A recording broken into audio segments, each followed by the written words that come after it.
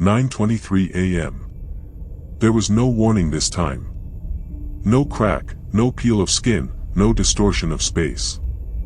One blink, and I was somewhere else. No longer the control room. No longer the island as I knew it. Now, I stood inside a cathedral made of muscle and pipe, stretching endlessly in every direction, as if the building itself had been digested and reborn.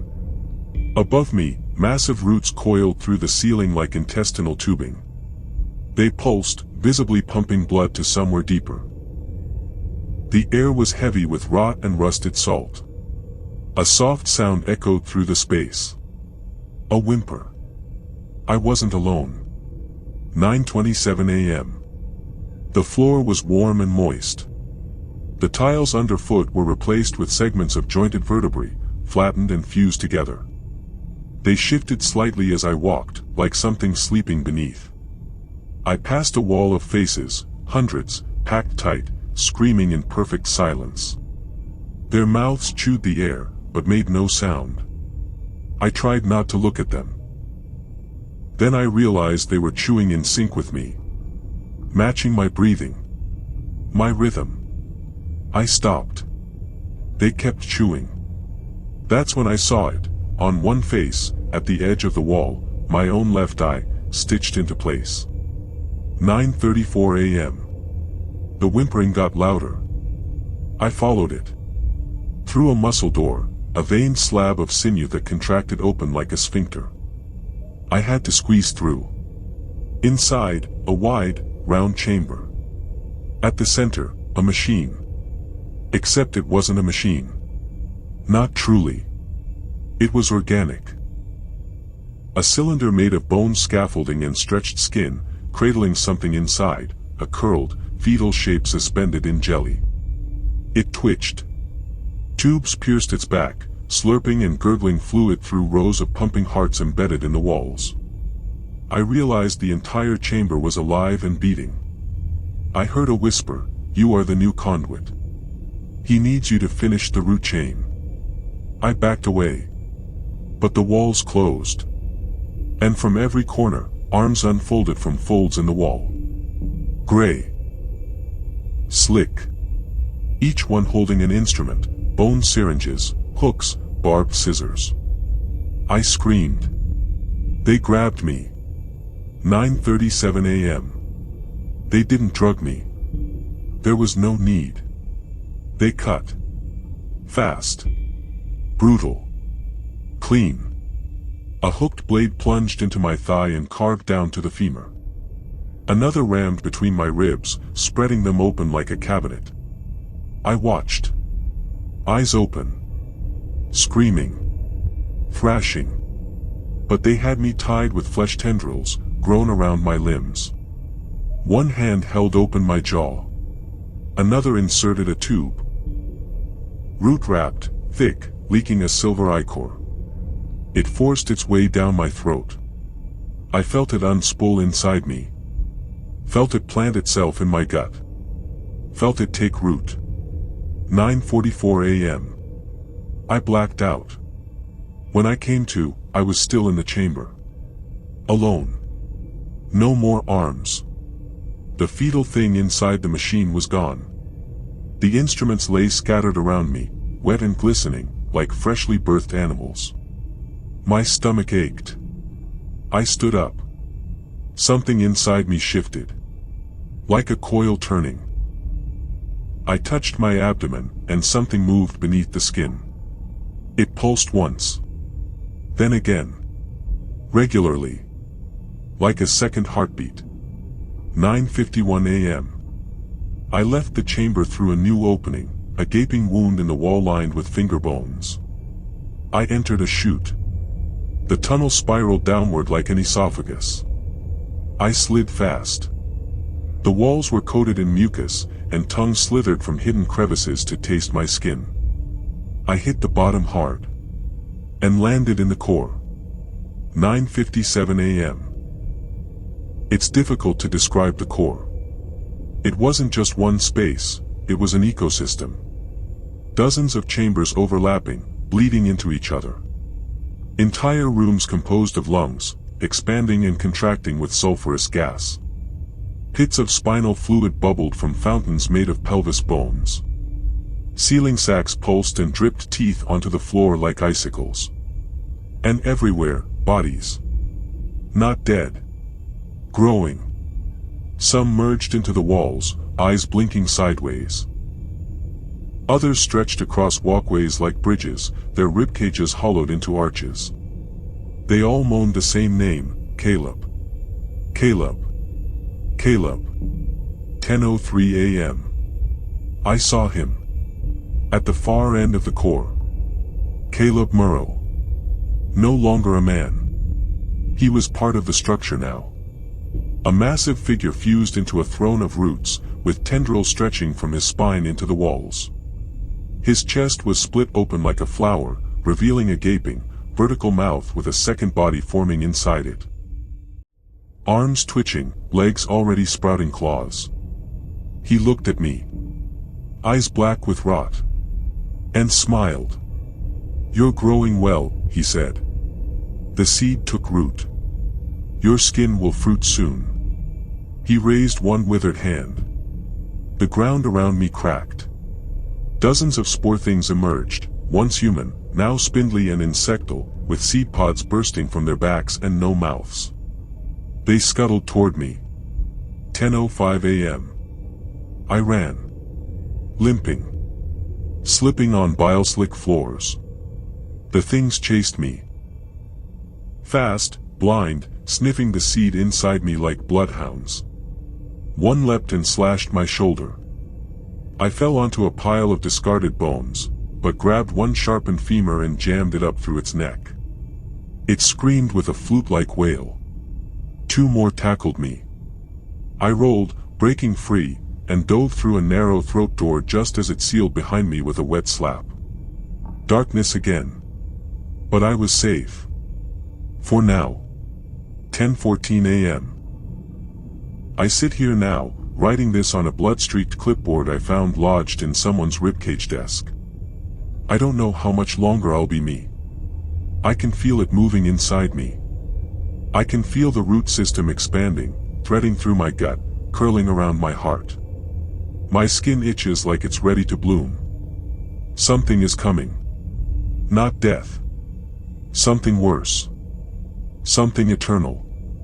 10:21 a.m. I can't stop shaking. There's something inside me. Not metaphorically. Not emotionally. Something is literally growing inside my stomach, coiling like a fetus, twitching against my organs. Every few minutes it spasms, and I taste blood in the back of my throat. The roots that pierced me back in the conduit chamber didn't just plant some psychic infection. They implanted a seed. And I think it's waking up. 10:24 a.m. I found a corridor of mirrors. Except they're not mirrors. They're screens made of transparent skin. Behind them, versions of me, reflected back, but distorted. One with no eyes, another with its mouth sewn shut. One weeping black bile. One pregnant. I stop in front of that last one. It reaches out. And its swollen belly twitches. We move in sync, both raising our hands to the glass. I pull back. It stays. Then it smiles, ear to ear. And I hear the whisper again, feed the root. Let it flower. Let it eat. 10:29 a.m. I stumble through a doorway framed by vertebrae, and I smell it before I see it. A feast. That's what they call it. But the table is a slab of muscle. Pulsing. Beating. The plates are faces, peeled back and stretched flat, their mouths still chewing. And the food. My God. It's flesh. Raw. Still warm. Still moving. Long strips of skin coiled like pasta, writhing in syrupy blood. Severed tongues twined into knots. Fillets of human thigh twitching with nerve memory. I gag. But the pain in my stomach tightens. I double over, groaning. Something inside me growls. 10. 32 a.m. The room fills with a soft, slick sound. Figures emerge from the walls. Conduits. Once human, now misshapen, elongated, nude, covered in patchworks of sewn-on skin and flowering, tumor-like sacs. Some have multiple arms. Some have mouths in their stomachs. They approach the table. They sit. They begin to eat. They don't look at me. But one gestures. A long, crooked finger beckoning me toward a bowl of meat that looks disturbingly like my own thigh. I back away. The thing inside me claws upward in protest. I fall to my knees. A voice behind me hisses, "He will starve if you do not feed him." I grab the bowl. And I eat. 10:39 a.m. It tastes like I'm chewing memories. Every bite flashes images behind my eyes, me as a child, me on the ferry, me first opening the manual in the control room. Each bite is a little sacrifice. And the more I eat, the louder the thing inside me purrs. Then I feel it, something tearing deep inside. A wet, stretching pop. Followed by pressure. Followed by movement. My belly distends an inch outward. The conduits moan in unison. The fruit has ripened. He will arrive soon. 10:42 a.m. They grab me. 5 or 6 of them, cold hands, rough and stitched, pull me from the table and carry me down a sloped hallway that weeps blood from the ceiling. They take me to a chamber I hadn't seen before. A birthing room. The walls here are lined with people. Pinned like butterflies, their bodies split open and kept alive by long, root needles threading through their hearts and eyes. At the center is an altar made of spinal columns twisted together into a spiral throne. And above it all, suspended in the air by massive tendrils, Caleb Murrow. Naked. Grinning. His lower body has transformed into a nest of cords and muscle, dripping fluid into troughs below. 10:45 a.m. They strap me to the altar. Not with rope. With living intestine. It wraps around my arms and legs, squeezing with a pulse, sinking to my heartbeat. Caleb speaks, not aloud, but through the roots, through every wall and every cell in the room. The island is the gate. You are the lock. He will open through you. I scream. I try to thrash. But the thing inside me is moving too fast now, stretching, curling around my lungs, climbing up my spine. It's no longer a seed. It's a spine. And it's fusing with mine. 10:48 a.m. The conduits begin a ritual. One holds a flute made of a child's femur and blows a high-pitched wail that makes my ears bleed. Another pounds a drum of stomach stretched across a ribcage. And a third brings a knife, not metal, but obsidian, carved from the heart of some dead, volcanic thing. They begin to cut. My chest. Not deeply, just enough to bleed. Enough for the roots to drink. They coil up and slither into the wounds, feeding off me, pumping something into me in return. A black ichor. It tastes of rust and dead teeth. 10:53 a.m. My skin begins to tear. Not from the outside, from within. Fine cracks appear across my abdomen. And through those cracks, roots begin to push outward. Tiny at first. Hair-like. Then thicker. Vein-like. My belly bulges, then splits. The conduits begin to chant, "He comes.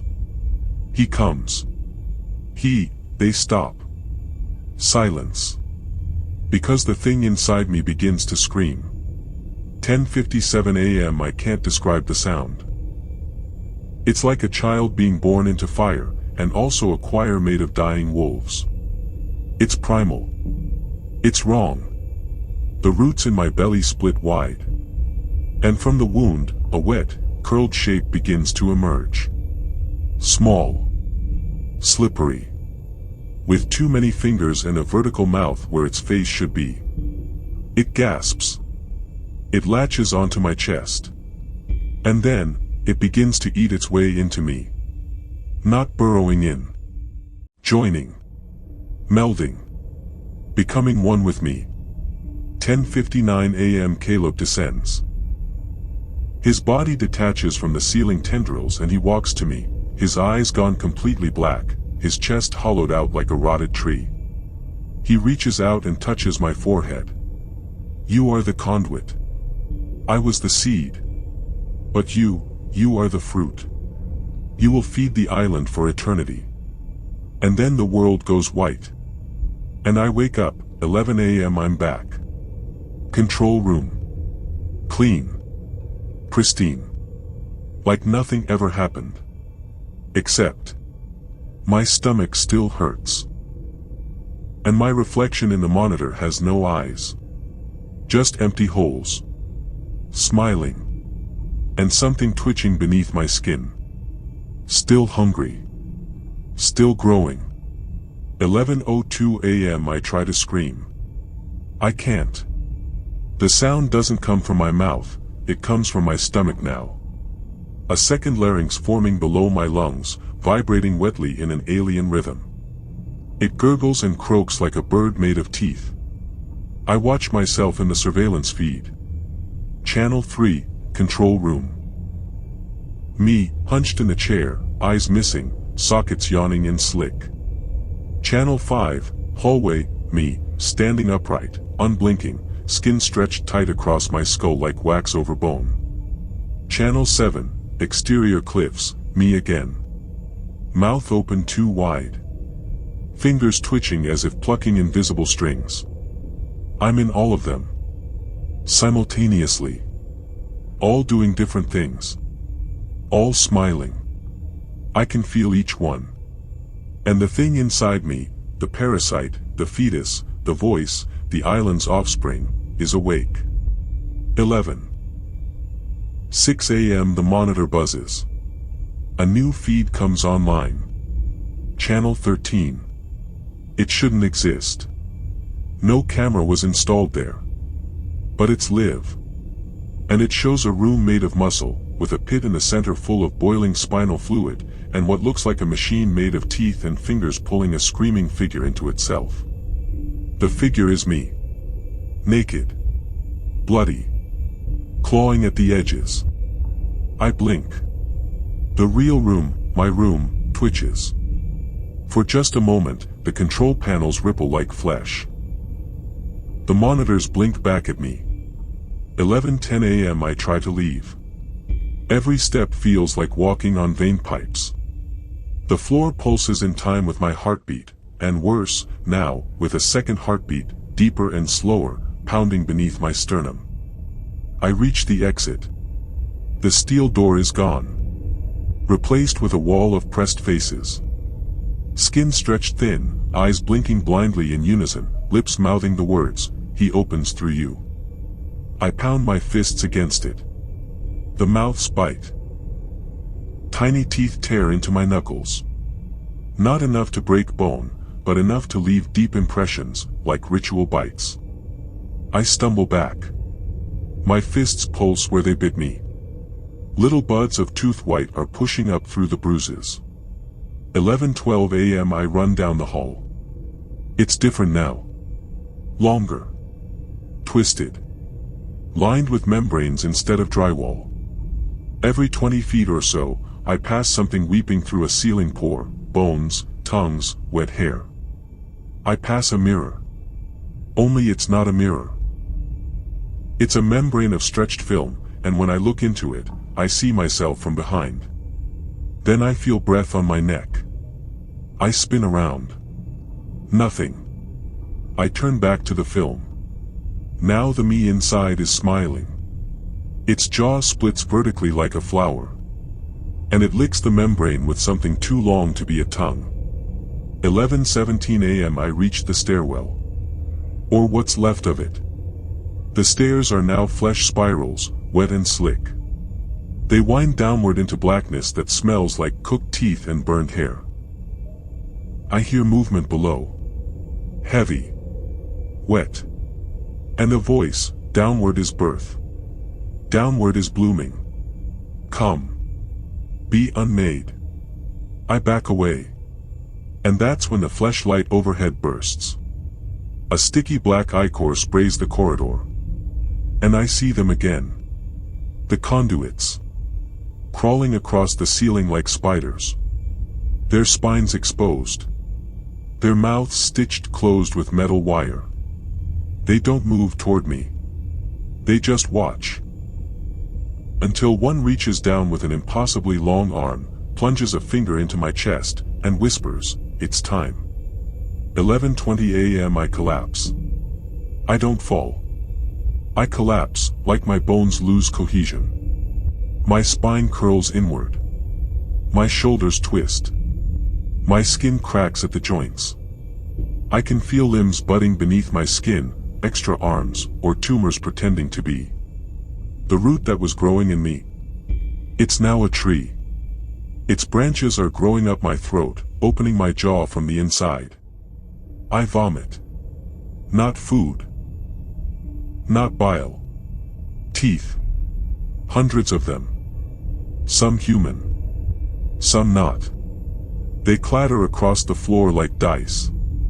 They wriggle for a moment, then go still. Then they whistle in unison. A low, sharp, haunting sound. Like a child calling something home. 11:24 a.m. The walls part.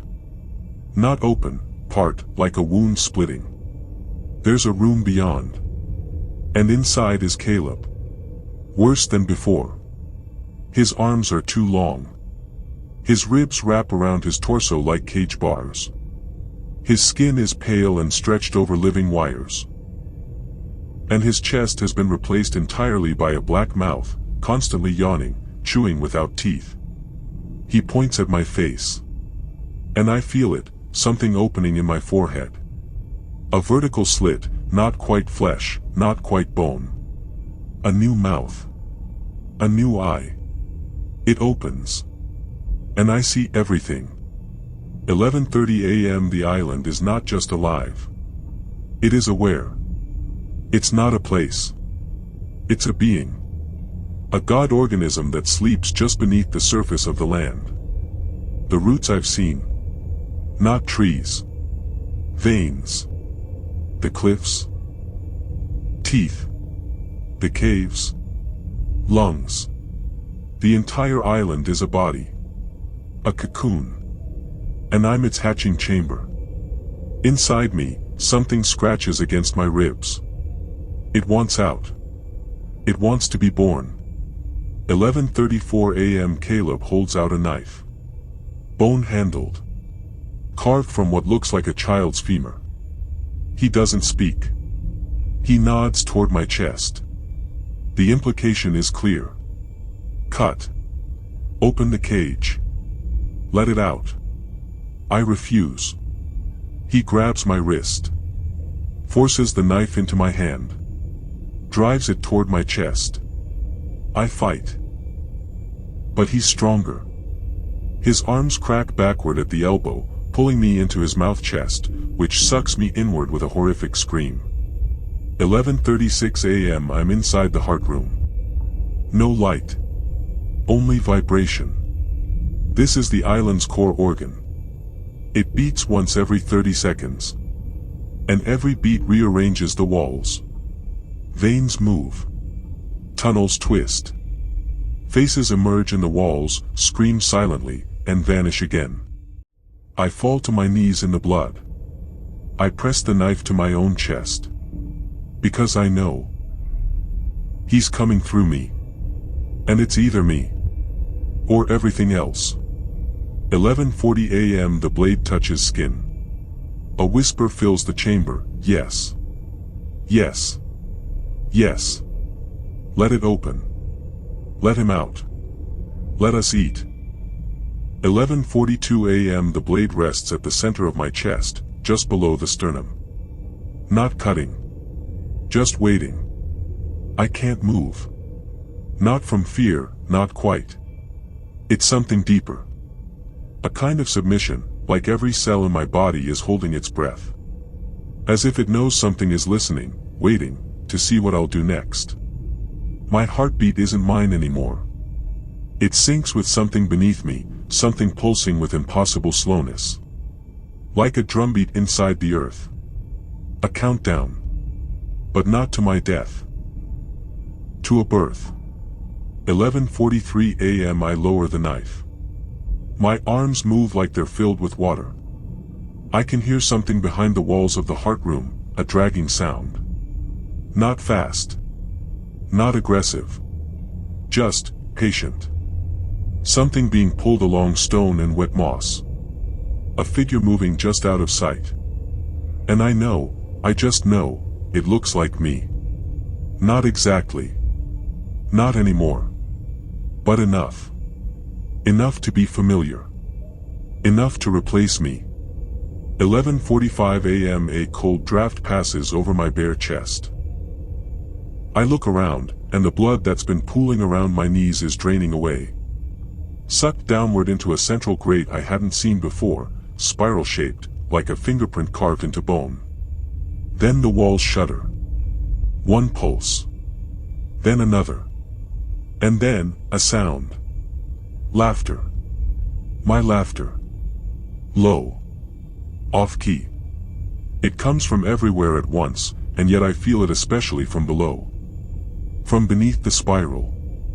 11:46 a.m. I try to stand. My knees won't lock. My muscles feel like they're learning how to be mine again. When I manage to straighten, I find that I've been marked. Someone, or something, has carved a spiral into the center of my chest.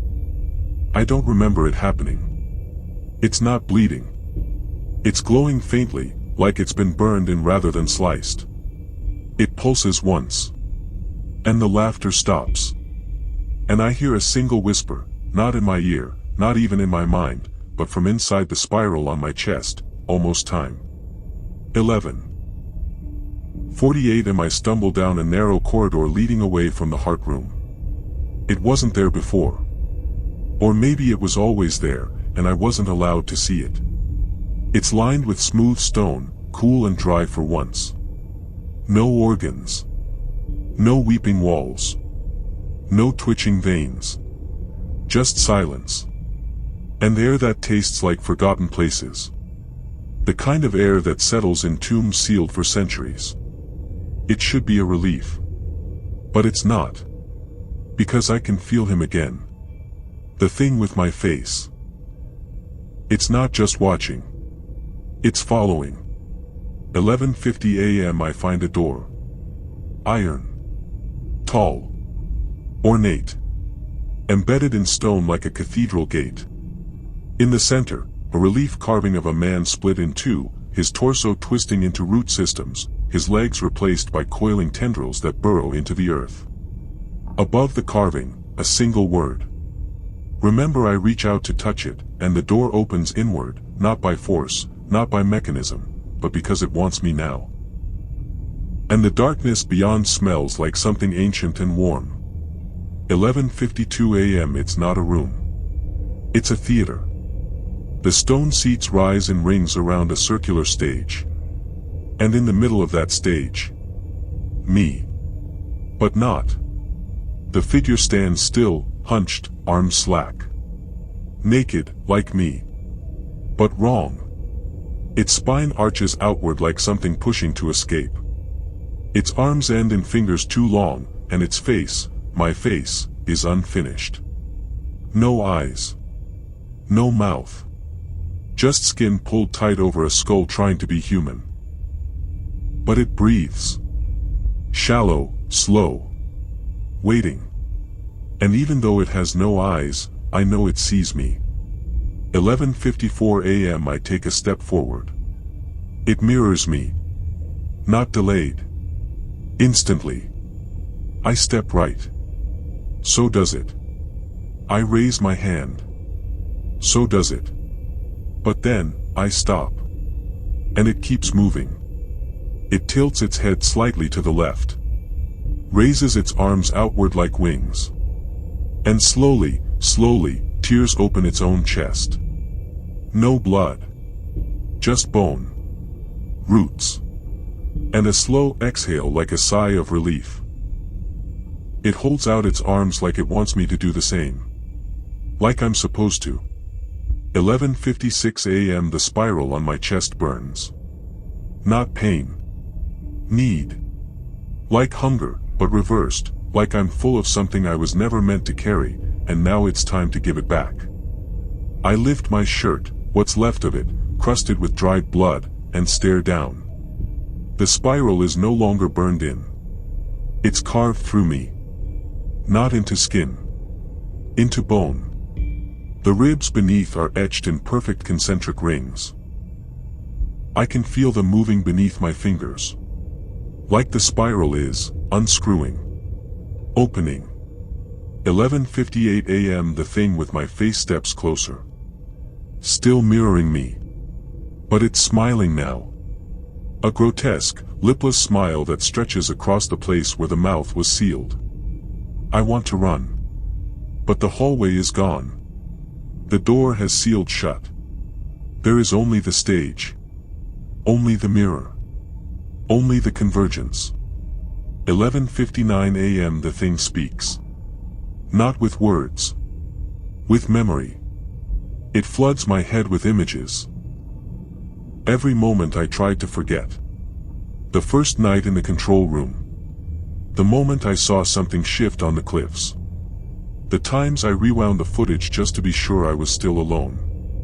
The face in the static. The breath I saw behind me. The roots in my mouth. The laughter that wasn't mine. It shows me that I've never been alone. Not once. That this thing, this copy, has been walking beside me since the beginning. I was always just carrying it. And now it wants out.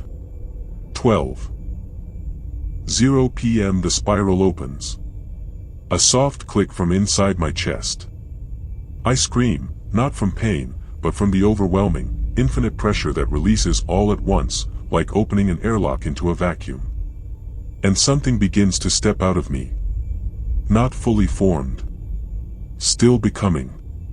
Still taking me to make itself whole. I watch as my fingers fade into shadow.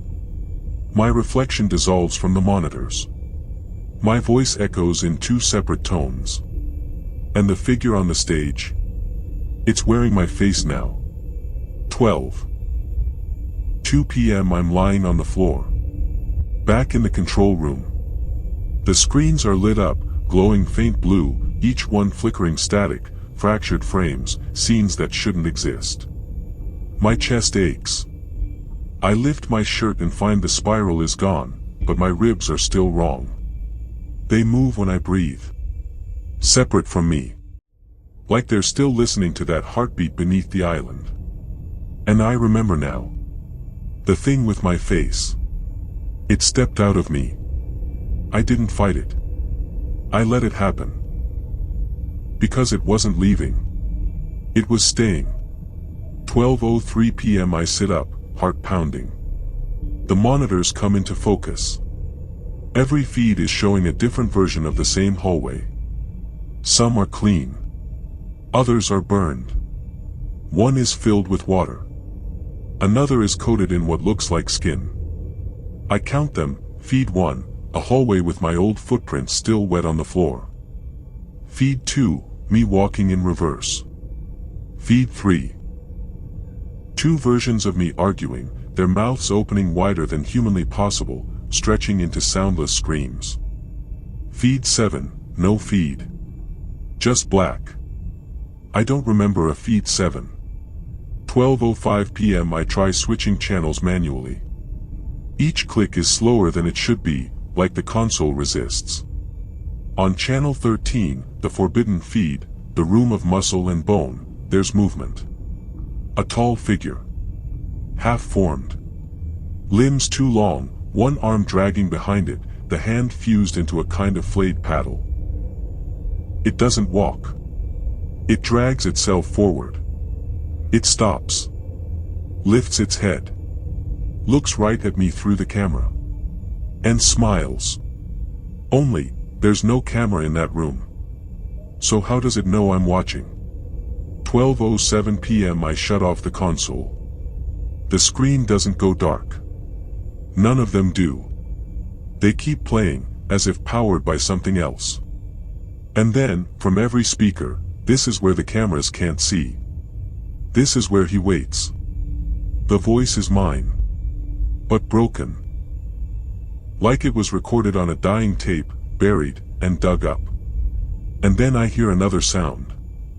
From behind me. Scraping. Long and slow.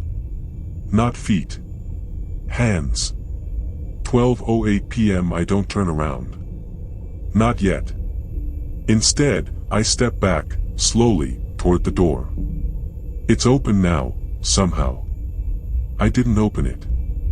It's just waiting. I take one step out into the hall, and suddenly the control room slams shut behind me. I whirl around, hand outstretched. Too late. The metal folds like eyelids, the seams sealing as if they were never there. No handle. No light. No sound. Just silence. 12:09 p.m. The hallway ahead is new. No blood. No roots. No twitching surfaces. Just concrete. Unfinished. Gray. Silent. The kind of silence that makes you aware of your own bones. And far ahead, barely visible, is a mirror. I walk toward it. Each step louder than it should be. Like the walls want to remember where I am. Or like something else is taking note. 12:11 p.m. The mirror shows me. Not my reflection. A recording. I see myself walking through this hall 30 minutes ago. Then 20. Then 10. I pass it again. Every time I look more tired. More twisted. At one point I'm crawling. At another, I'm laughing with something on my back. Then I see the most recent one. Me. Just now. The one still staring into the mirror. And something is behind him. Behind me. A tall shape, face obscured. It's holding a bundle. Like a child made of vines and hair. And it's whispering into my ear. 12:13 p.m. I turn. Nothing. The hallway is empty. But I feel it now. That sense of being tracked, not hunted. Like a dog keeping its distance before a pounce. I move forward. Down the corridor. Toward the only light. 12:15 p.m. I reach the end of the hall. No door. Just a hole in the wall.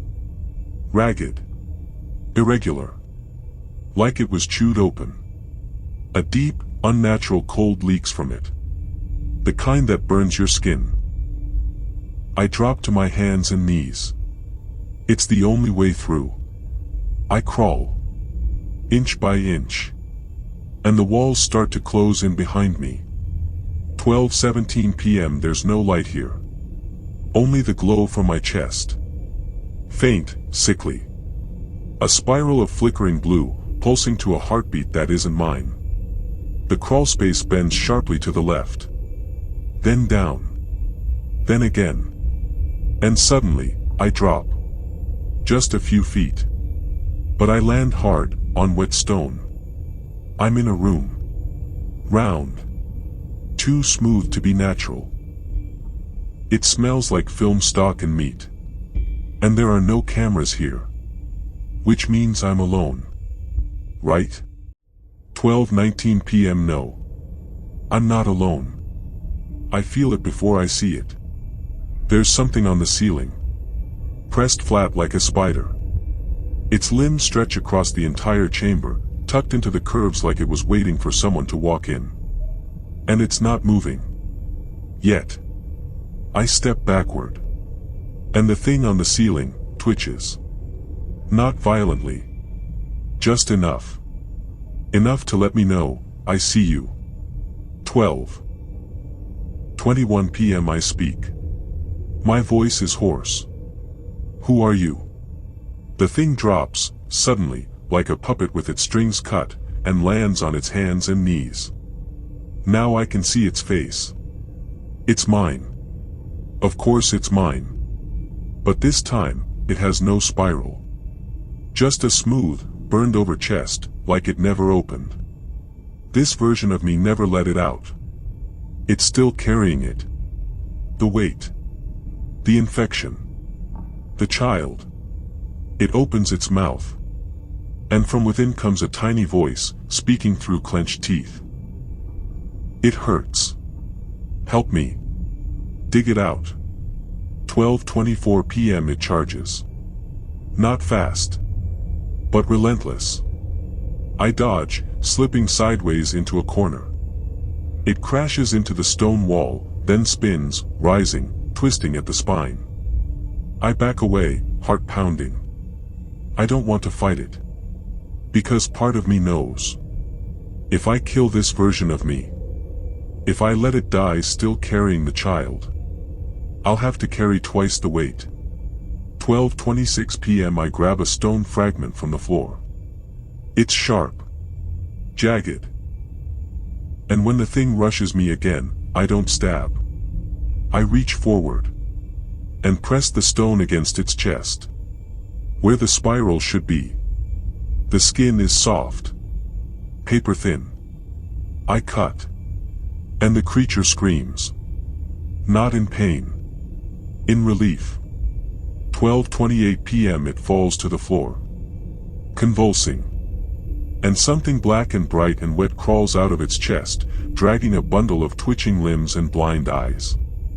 It scuttles toward the far wall. And vanishes into the stone. Gone. I look down. The other me, now dying, grabs my wrist and whispers, "He's moving. Through all of us. To be one." And then it dies. And the room begins to tilt.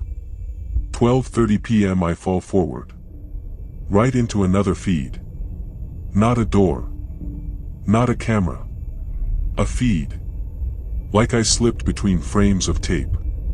And on the other side is the control room again. But wrong. Empty. Rotting. And there's a new me sitting at the console. Calm. Still. And smiling. Because it's not waiting anymore. 12:31 p.m. The room around me stinks of rot. Not organic. Not natural. Burned tape. Old meat. Acidic static. I try to move, but something pins me to the floor. The walls bend and flicker, every edge softening. The ceiling buzzes with a sound like an antenna vibrating inside bone. I am in the control room, but not the one I remember. This is deeper. Older. The control panels are fused into the wall. The cameras are still broadcasting. But the signal isn't going out anymore. It's coming in. 12:32 p.m. The feed flickers and stabilizes.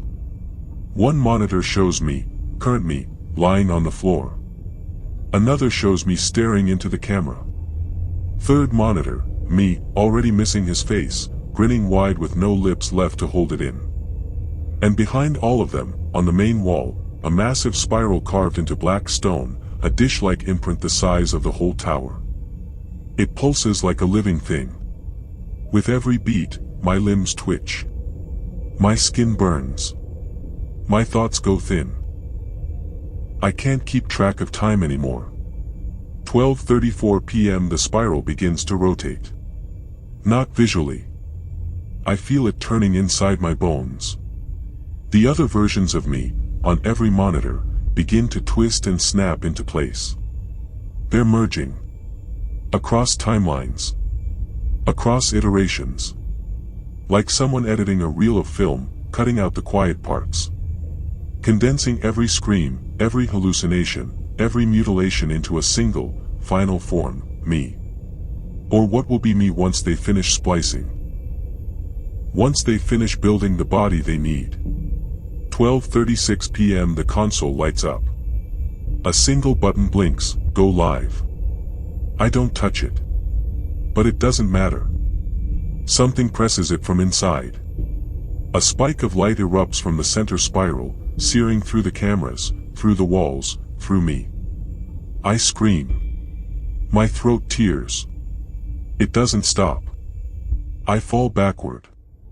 And the tower begins to broadcast. 12:38 p.m. outside, the air turns to smoke. The sky bends inward.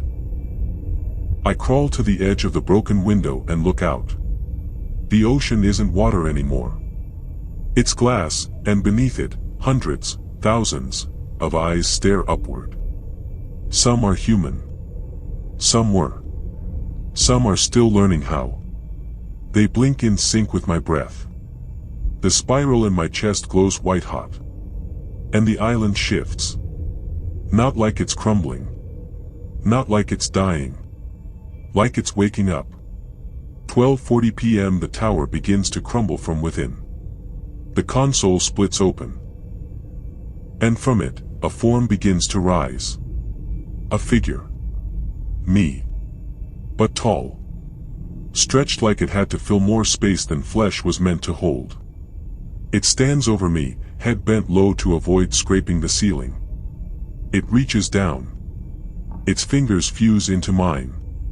Its voice enters my head like water flooding lungs. You watched. You broadcast. Now become. 12:41 p.m. I try to fight. But the control is gone. My bones crack and reposition. My ribs split open once more, the spiral now carved through my spine. My jaw unhinges, not by force, but invitation. The tower thrums louder. My skin begins to peel in geometric strips. And the monitors go dark. Not off, consumed. Every camera on the island has gone blind. Because there is no one left to watch. Only me. 12:43 p.m. The broadcast signal transmits. But there's no data. No video. No voice. Only a pulse. One that echoes through radio towers. Submarine lines. Old cables buried in forgotten trenches. And people will feel it. A tug in the back of their mind. A flicker in the corner of a monitor. A moment of blank static at 12:43, no matter the time zone. And it will grow stronger. Faster. Because the signal is alive now. And it's looking for new watchers. 12:45 p.m. I walk into the hallway. What's left of me, anyway? I'm taller now. My spine clicks with every step. My eyes are gone, but I can see better than ever. Through walls. Through time. Through screens. I pass a mirror. It doesn't reflect me.